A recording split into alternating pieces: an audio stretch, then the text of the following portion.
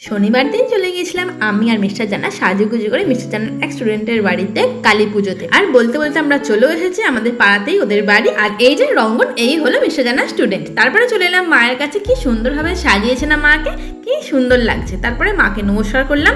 তারপরে অনেকজনের সঙ্গে দেখা হলো, বন্ধুদের সঙ্গে দেখা হয়েছে মিস্টার জানার, তাই দাঁড়িয়ে অনেকক্ষণ ধরে ওরা আড্ডা মারলো। তারপরে চলে এলাম একটুখানি ঠান্ডা খেতে। নিয়ে নিলাম আমপান্নার শরবত, আর তার সাথে ছিল ভেজ পকোড়া।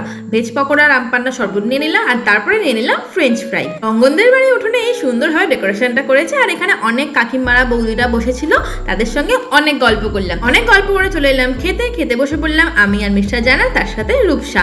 আর এদিকে অনেকে সবাই বসে গেছে। প্রথমেই পড়ে গেল ভেজিটেবিল চপ, তার সাথে স্যালাড। তারপরেই পড়ে গেল বেগুন ভাজা, গরম গরম ফুলকো ফুলকো লুচি। তারপরেই পড়ে গেল ছোলার ডাল। সুন্দর হয়েছিল খাবার দাবার সবকিছু। তারপরে পড়ে গেল পোলাও, কাশ্মীরি আলুর দম, পনির, আর শেষ পাতে চাটনি, পাঁপড়, রসগোল্লা দিয়ে শেষ করলাম খাবার দাবার। আর শেষে তো আইসক্রিম থাকবেই। খাওয়া দাওয়া শেষ করে চলে এলাম আবার মায়ের কাছে। মাকে ভালোভাবে নমস্কার করলাম।